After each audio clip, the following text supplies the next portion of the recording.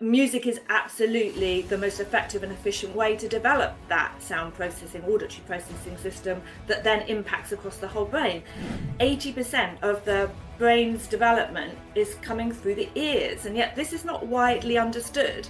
The biggest challenge was getting the adults to join in because Yeah. children love music. You put on a Yeah. lively tune and they get going. Sue Newman, managing director of Boogie music programs, is a passionate advocate for the power of music in early childhood development, driven by a deep interest in how music supports brain development and lifelong learning. If you're involved in music making with a group, you bond. You don't need to have the same language because music is a universal language. And the studies show us that children who have those foundations in place, and where it's studies that have included the music in early years, that's very, very influential, that they will move into their next phase of learning to read and literacy without difficulty. So thank you so much for joining this conversation today. I was so excited. We met in a conference in London a couple of months ago, and I desperately wanted to have you here in my podcast. So thank you so much for joining. Thank you so much for inviting me. I'm excited to have this conversation. Yeah. And tell us more because I joined the session and I know what it is because I experienced it firsthand. Like Yeah. I played Boogie Mites. What is Boogie Mites? Okay, so I'll take you on a little bit of a journey. What you saw was sort of the culmination of 25 years of work. So at UCL at the Bright Start conference, the presentation was called "Our Sound Environment Matters," and it's kind of where we got to, having started out as a team delivering music and movement sessions in the community for families and in nurseries and in schools, and reading up because I was very interested in the neuroscience evidence around music and the developing young brain. And we worked on lots of projects over that time and got to the point where we recognize that this sound environment that children are exposed to is so important to their brain development. It's actually 80% of the brain's development is coming through the ears, and yet this is not widely understood. And of course, there's a lot that goes on in the sound environment, not just music. But what we know from the studies is that music is the jackpot. And that's the words of Nina Kraus, who's a neuroscientist in the Brain Vaults laboratory in America. Uh, Music is absolutely the most effective and efficient way to develop that sound processing, auditory processing system that then impacts across the whole brain.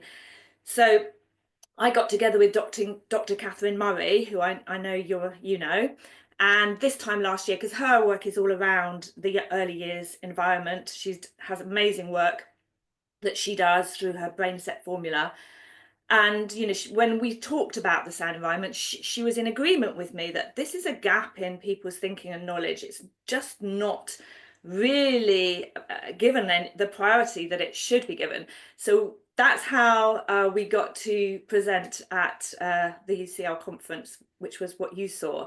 So we started, as I say, 25 years ago, learning our trade on the floor with the children, with the parents, with the teachers, and then through various projects that we worked on, developing music activities informed by the neuroscience evidence, and making programs. And we now really, rather than delivering them, are training the teachers, the early educators, the childminders and parents who can use those music activities at home with their children every day, which is how we know you can have the biggest impact and the most benefits. So yeah, that's a very brief history.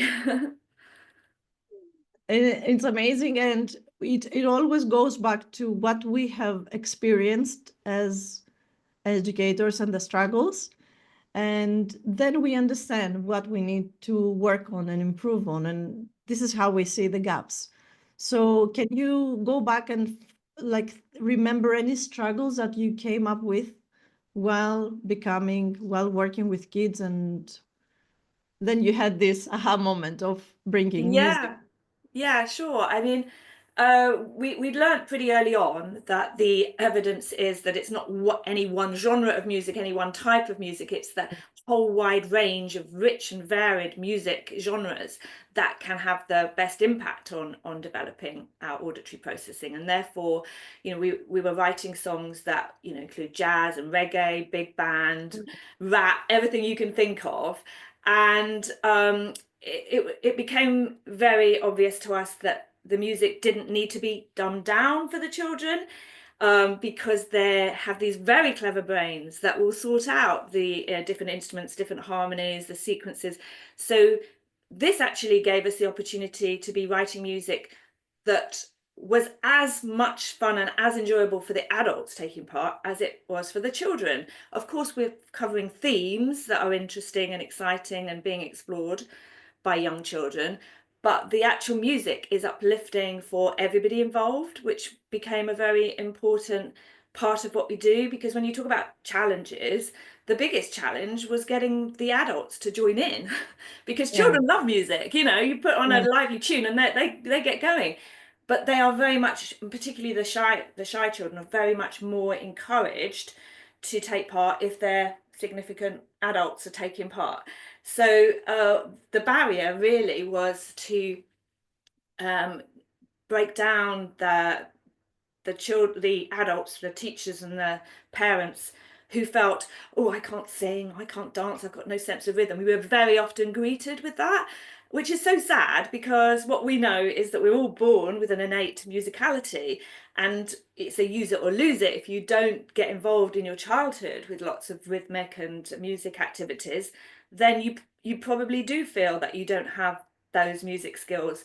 And there's this myth that you either have a talent for music or you don't, which is nothing but a myth, because it is mm, just practice that can give us, yeah. we can all develop our musicality to a good level. So, it's encouraging those people who are the least likely to want to, particularly in public situation in a group, to get involved in music. And so we found ways that we could really cover, encourage them to get involved, and then they're more likely to carry that on with the children when we're not there. So yeah, I think that's sort of the tricks, and how and a really important part of what we do is giving the confidence to the parents and the teachers that they can include music in everyday activities. And how much resistance have you found, like bringing the parents and their significant adult in the family of the kid in the process? Um, is quite challenging. Not everybody tries, like you gives it a try. Yeah, Uh, how challenging is it to have them dance? And if they leave because of that? yeah. So we've been lucky to have local authority funded contracts over the years, which give us funding to deliver 6-week courses. And the funding is for the most areas of most high deprivation. But we always link up with a school or a preschool in that area, and they help us with the recruitment. So they are free of charge to the parents, which is obviously a big encouragement. But it's also, we do rely on the schools to identify those families who they feel would particularly benefit from coming along. And then we would have our ways of really making them feel very comfortable that first week. We have a lot of parents who are English not as a first language. So we need to make them feel very comfortable, very included. And of course, what we're doing with the music and movement activities is so important and valuable for their own development of English language, as well as their children. So we you would have some that you was very difficult to engage, but on the whole, we really found a way that once you got them back week 2, they would stay and they would Yeah, love it. By the end of it, this group of adults who didn't know each other at the start yeah, would have bonded, because music does that. If you're involved in music making with a group, you bond. You don't need to have the same language, because music is a universal language, and we can yeah. all very much get involved. So yeah, we it was very much a focus of those contracts to really, how do we encourage those hard to reach families, as they were termed, and encourage them to stay for the course. And it was just so rewarding then to see how much they got out of it and get their feedback. Yeah. So challenge one is obviously to get them to come and meet you in the first Yes. place, because Yeah. obviously some people who are, um, let's say, I have experienced lots of kids having traumatic experiences with dancing, Yeah. maybe because this is what I guess, because they would never dance in class. And What it would, age children are you talking about? I'm talking about even like 8-year-olds Yeah. So we're having the working with most, under fives. So that yeah, doesn't tend to be such a yeah, problem because they haven't got the okay. inhibitions at that age. Yeah, yeah, yeah.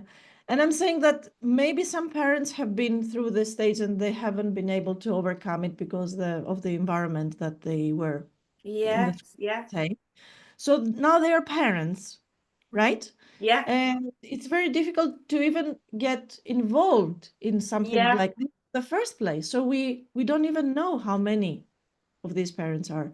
But you say it's a contribution, like it's being offered to the community, so Yeah. they can sign up if they want. Yeah. So But probably, but they would be encouraged by the school or nursery school that their children are attending. Yeah. and they do it for their kid. Yeah, exactly. And that's how they might be encouraged to get involved because when they see how much their child is enjoying it, and we'll be very softly with those parents that sit back initially. It's not a case of you have to sit and you have to join in. It's Yeah, letting them observe and then getting to know them and week by week encouraging them to come build, and yeah, join the build group trust and and rapport. yeah. Okay, and can you share a trick or a case in which like the parent was really resistant, reserved, and then you brought them in the whole process and they just turned around?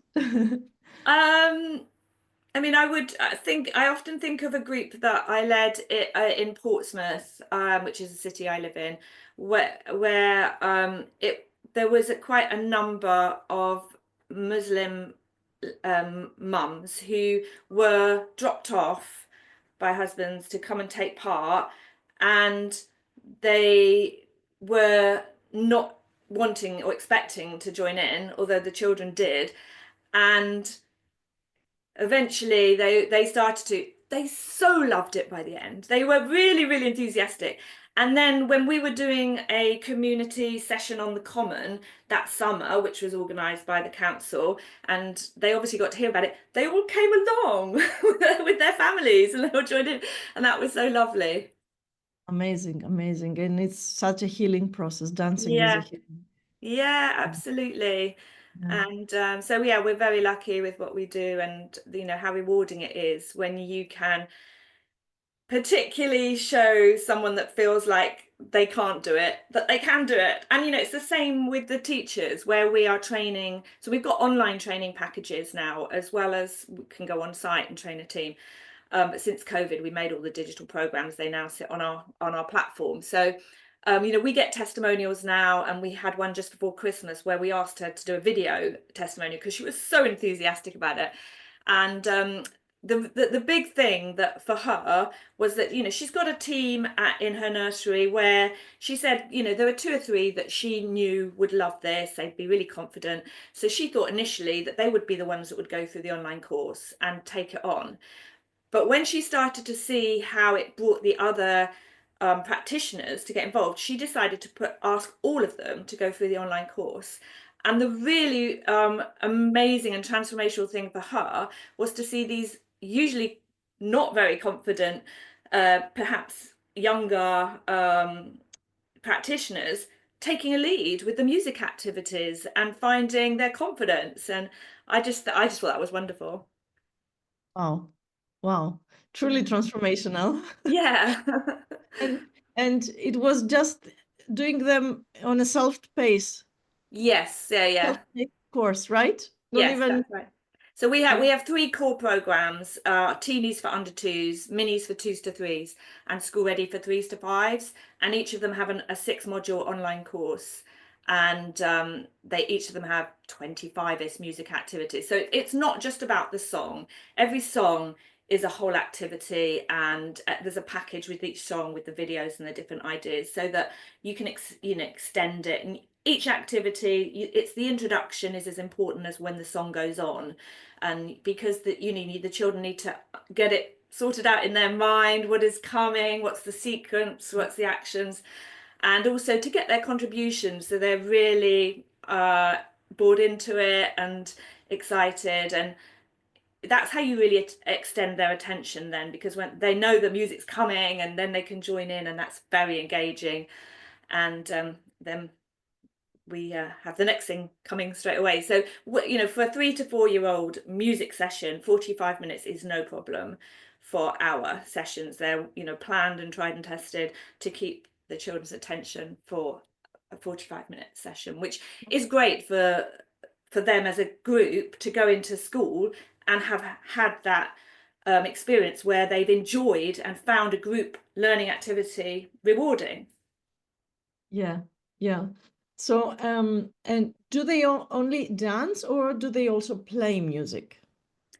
So they we use junk percussion instruments in our music making because that's really all you need for the under fives to get all of the benefits. It's that strong, steady beat that's very important for them to learn, and then more advanced rhythmic awareness activities can be built onto that. And obviously, the melodic awareness is very important as well. So, yes, the singing, yes, the dancing, and then we do shaking, shakers, which are made from recycled pots or bottles, and we use sticks and drums. Sticks can be just cardboard tubes, or we make ours from doweling, a cardboard box or a tub for a drum, and they are then able to develop those really important rhythmic skills.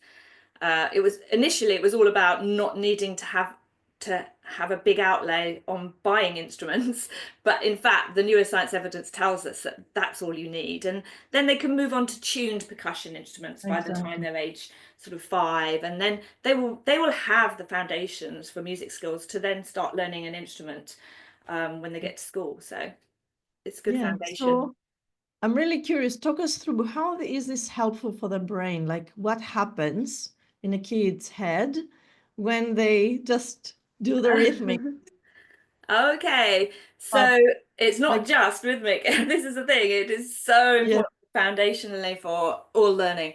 Um, what we found, so Boogie Mites follow Dr. Anita Collins. We partner with her. She's made videos that are part of our package. She's a neuro musical educator, and she advocates for music to be central to the curriculum in primary and secondary. And in the early years, she partners with us and promotes what we're doing. And she wrote a book in, I think it was probably about 2014, because that's how I first found out about her. It's called The Musician's Advantage. And I read that book and I was just like, wow, it kind of brings together all the research that had been done to that point, which I was aware of some of it because I'd been reading up on it. But, you know, it just makes such an amazing case for why music should be considered as this incredibly powerful educational tool. And the musician's advantage is the term that is used by neuroscientists who are studying the impact of music on the brain. Because back in the sort of early 2000s, when the EEG brain scanners were first becoming more widely used in studies so that they could actually see what's going on in somebody's brain when they get involved in different activities, because those parts of the brain light up, what they were amazed by was that when people are involved in music making or listening or moving with music, every part of the brain lights up. It's a whole brain activity. The connections that are going on were like wow to the neuroscientist world, which is why that then started lots more studies to be done to understand this musician's advantage. Why is it that the brains of musicians are more effective and efficient at processing than brains that haven't had the music experience? So this is where the musician's advantage term came from. And yeah, so what we understand from this whole brain activity, which is particularly important for foundations for learning at school, is that the auditory processing, which I mentioned right at the start, 80% of the input for developing the brain, um, is needs to be linked to the magic triangle, as the Anita Collins calls it, which is the auditory, visual, and the motor regions of the brain. And it's that triangle of connections which is the foundation for learning. If you can strengthen those, the fact that you've got this auditory sound input coming in, and visual is very important, of course, because when we're learning, we're seeing. That sense is a very important input as well. And then you get that automated response, and it becomes an automated motor response because, and this is why music is so impactful. Music has what's called a privileged portal to the memory. And that's something that Nina Kraus talks about, the privileged portal to memory. And it's something we all know, because we all know that we can remember lyrics and melody to a song like you can't remember anything else. And it's the Yeah. last thing at the end of life that our other parts of the brain die away when you get dementia, but you can still remember the library of songs and music that you've got. So this privileged portal to memory is really important. So I think of the magic triangle with the auditory, visual, motor as having, like, the top of the pyramid is the memory, because you're creating this incredible library of automated responses. So Yeah. here's what I hear and see, and this is the motor response, and that's what language is. You need to see the mouth saying it. So the sound goes in, you see the mouth saying it, and then you need that automated response to quickly be able to make that sound yourself or respond. So it's quite mind-blowing that, with these are the pure foundations for attention, memory, self-regulation, and language, language motor responses. And that's so important for children going into school. And therefore, music is the jackpot. We need to be doing music and movement every day in early years, and children have those foundations. They'll be able to hear, and they'll be able to see and really function and thrive in a school classroom. Yeah. And it seems as if when a kid grows up, they feel the need, they have this need to make noise. Yeah, And it's instinctive in us. Like you see a 2-year-old, 3-year-old making noise, not being yeah, annoyed by the noise, but making noise and learning at the same time. yeah, absolutely. It's such an important part of their early learning. Yeah. Mhm. Beautiful. And who should be interested? Who would benefit from what you're doing? So it's Boogie Bites' mission to equip all parents and early years educators with the knowledge, the confidence, and the resources to harness the brain boosting benefits of music each and every day.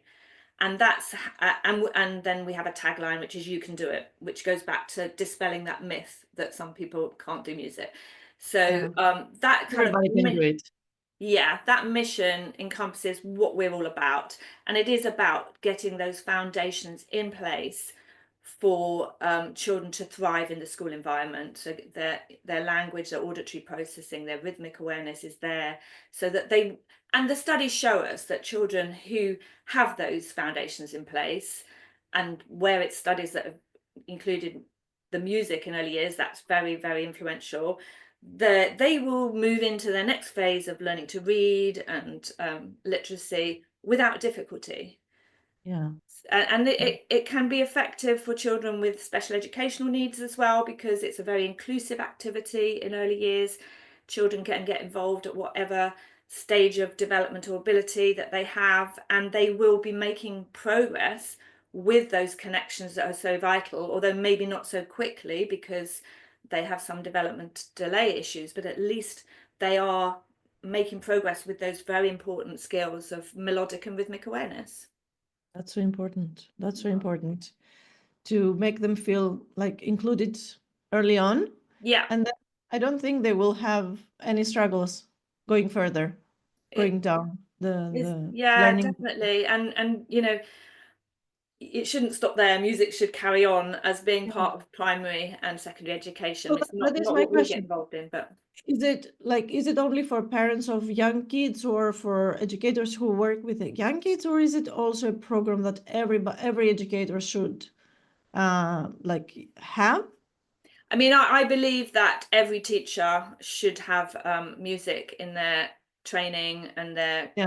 curriculum, but Boogie might only really work with the early years stage. Okay. We also do work with the SENDCO, the special educational needs coordinators in schools who then work with small groups throughout Key Stage 1, which is sort of age 5 to 8. So Mm-hmm. our music activities do work with those small groups of children with developmental delay up to the age of 8, Mm-hmm. because the genres of music are funky and fun, and they're not childish in any way. Yeah. So we actually did a evaluation on our project with London schools on that this last autumn term. So 4 schools we worked with, the SENCO got involved, and we're using our music activities with the children in the additional resource provision groups, for uh, ages 5 to 8, and really good results.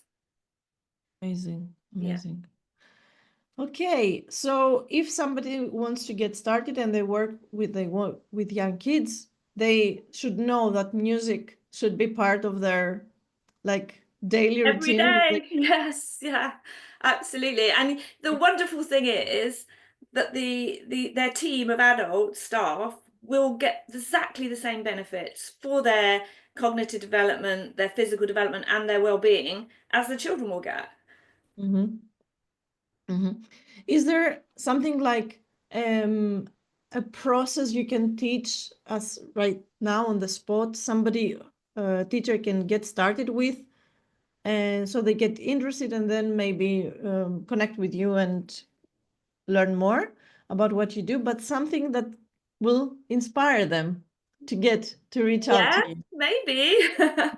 Um, yeah, we could do a song. I mean, lots of body percussion songs where we're putting a sequence of actions together, and lots of jump percussion songs again. So we could do clap clap clap, which is an action song, where we teach the children the sequence. So you got clap clap clap, stamp stamp stamp. Hear what a lovely noise we make. And just that first little phrase, you're teaching children a sequence, and you're teaching them to wait. I mean, music's really good for following a leader because it grabs their attention and it's teaching them to wait. So we're going clap, clap, clap, stamp, stamp, stamp, and there's that pause each time. So it's actually clap, clap, clap, pause, stamp, stamp, stamp, pause. Hear what a lovely noise we make. So they will pick that up really quickly, and their Mhm. brain is finding that really exciting and very involved, because it's quite tricky. They're doing actions, words, and a melody. And so we repeat that, and then we say, wriggle your fingers, scrunchy up your nose, touch your head, shoulders, knees, and toes. Dance all around, sing tra la la la la, and get everybody to shout that really loud. Now run on the spot and stop. And there's it's a musical statues element to it, and the music stops, and everybody's really still because they want to be part of this exciting game. And then the music comes back on again, and we're bopping up and down, and we're off again. So, I mean, there's lots going on in there that is really helping the children to develop that auditory processing and the connections that we talked about with the motor responses. And they will internalize it very quickly. It wouldn't be long before one of the 3 4 year olds would actually be able to lead that with the children. And what we find is that children take our songs into their own play. We hear about this all the time. So that they will start, a group with a leader outside on the decking, maybe using sticks to tap or whatever. Because Bangity Bang Bang is probably our most popular drumming song. I can't remember which songs we did with you at the Bright Start conference. Um, We did with sticks and oh, we, the we did I Can Hear an Echo, didn't we? Which is where you listen and repeat. But yeah, which is yeah, another drumming song. But yeah. I have got rhythm sticks here. Mm-hmm, And mm-hmm. I've got a box here. I Mhm. put my box up there. Hopefully it's and Yeah. oh, that sort of blocks the camera a bit, does it? So bangity bang bong. We would start with the steady beat, and it's every one of our songs is underpinned by a strong steady beat because the research shows us, and this is one of the really conclusive neuro studies that shows that children who can keep a strong steady beat at age 3 and keep that consistently are going to be amongst those that move into their reading phase without Mm, any mm, difficulty. mm, It's a mm, real foundational skill for learning to read. So, you can use that as a sort of a screening. Which of the children actually need more practice with this because they can't keep a strong steady beat. So, we with the younger children, it's just about the coordination, the fine motor skills that you need to use your sticks to bang on the drum. Um, but once they get into it, they can advance the rhythm a little bit. So it's bangity bang bang, 1 2 3 4 5, bangity bang bang, 1 2 3 4 5. And then there's a section, and then there's some words when we might do some banging on the side and top. And then there's a section for counting, which is all about timing. So it's bang it 1 time, bang, bang it 2 times, 1 2, and they will start to hear that timing, and they will initially, they'll be all over the place, but they will fall into actually working with their group and feeling the reward of making a good sound all together. And then when they advance to the next level, you can actually put words in for the beats so that they're starting to think about, well, this word has 1 bang, this word has 2 bangs. So we yeah. might have bang it 1 time, snake, bang it 2 times, tiger, bang it 3 times, crocodile. So they're really able to take it from age, you know Mhm. as soon as they can hold the stick, so age 18 months or whatever, Yeah. through to age 4 when they would become really proficient at it. I mean, we haven't Yeah. really talked about the group skills because that's an important part of what we're doing because we can extend the attention span and keep them very much engaged. They are developing these lovely group skills of taking turns and cooperating and Mm, empathy. The studies that mm. show that children as young as 18 months can develop empathy through being involved in shared music making. So I think that's quite an Wow. incredible, incredible Wow. thing. Yeah. Because we're releasing dopamine and oxytocin and serotonin and endorphins when we get involved in music making, and even opioids. So there's that, this is my tribe. You go back and evolute to the earliest time of evolution. Music was the tribal celebration, bringing everyone together. It goes back Yeah. a long way. Building relationships, yes, through Yeah. music, definitely. That's why we remember people through music and Yeah, situation. absolutely. That's the memory connection again. That's why it can bring such delight to us in adulthood to hear music that we perhaps loved in our teenage years or whatever, because it actually is a drug. It's opioids are being released in your brain. And so it's very powerful. I go to football on a Saturday, and I love that tribal singing together and stamping and you really feel like this is my tribe. Yeah, yeah, yeah, true, true, true. Oh my God, I wish your programs reach every school on this Oh, planet so do I, thank you. because it makes sense that if every school, every kid starts with music education, then they will synchronize their two hemispheres. There will be cohesion. Like it Yeah, makes sense to start with music. absolutely. Yeah, Yeah, you're that's absolutely true. right. Yeah. Yeah, lovely. Thank you so much, Sue. And for this last part of Oh, yes. the podcast, we play a game. I play a game with my guests. Okay.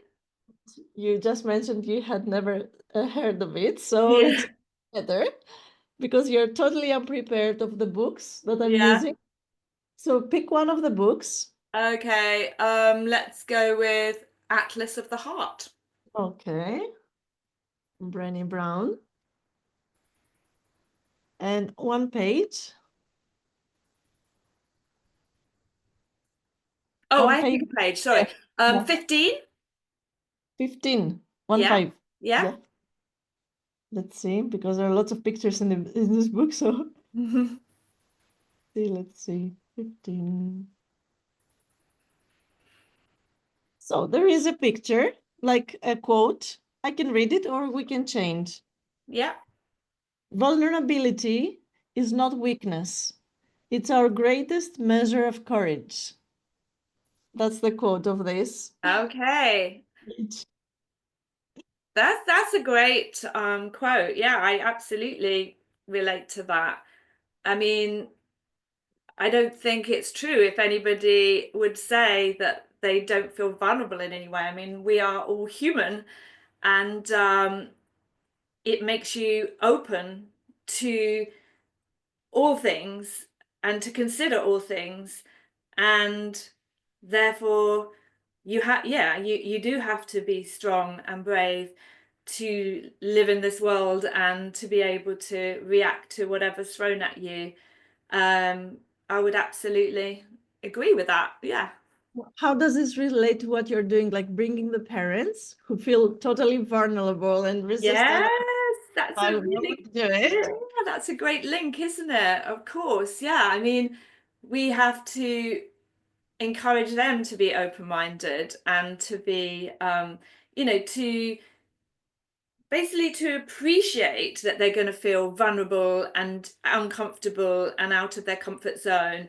Yeah, And so we have to have empathy for yeah. how they are feeling when they arrive at a session. And we have to work with them to turn that around to courage and reward from doing something new. And how do they feel after they have overcome like this obstacle of the barrier of holding myself back? Don't So they feel, happy. yeah, Yeah, we see it. We see it time and time again. It's a real happiness from trying something new yeah, and achieving something and learning something, and yeah, being vulnerable to start with it yeah, is where, is the starting place, isn't it? Yeah. yeah, yeah, yeah. And they discover a new level of courage they had Yeah. now. Yeah, Yeah, and that's absolutely. empowering. Yeah, and it's amazing to be part of the journey for those people that are going through that. Yeah. Yeah, yeah, beautiful. Thank you so much, Sue, for this conversation. It's been amazing. I learned so much from you. Every time I meet you, I learn something from you, Oh, thank you, Theodora. and I that's really amazing. enjoyed chatting with you.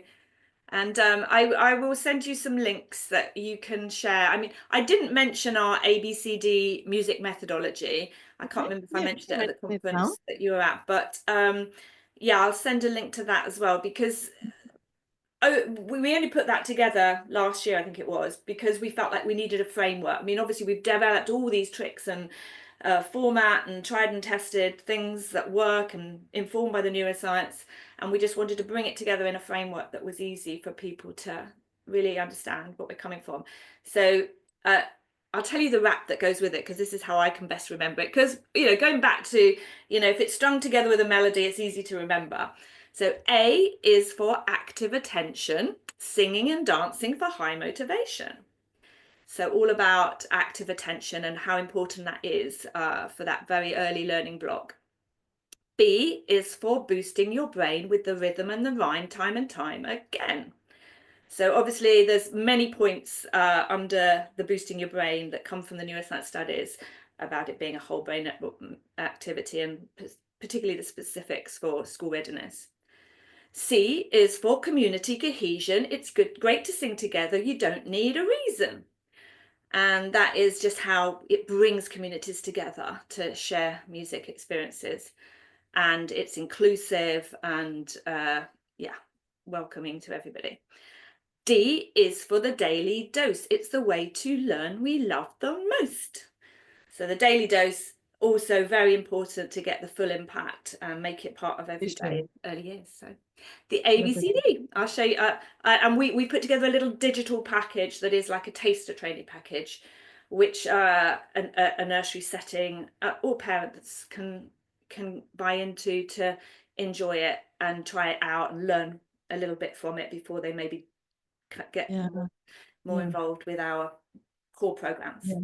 I would highly recommend that for sure. Thank you. I'll send you a link. Yeah, for sure.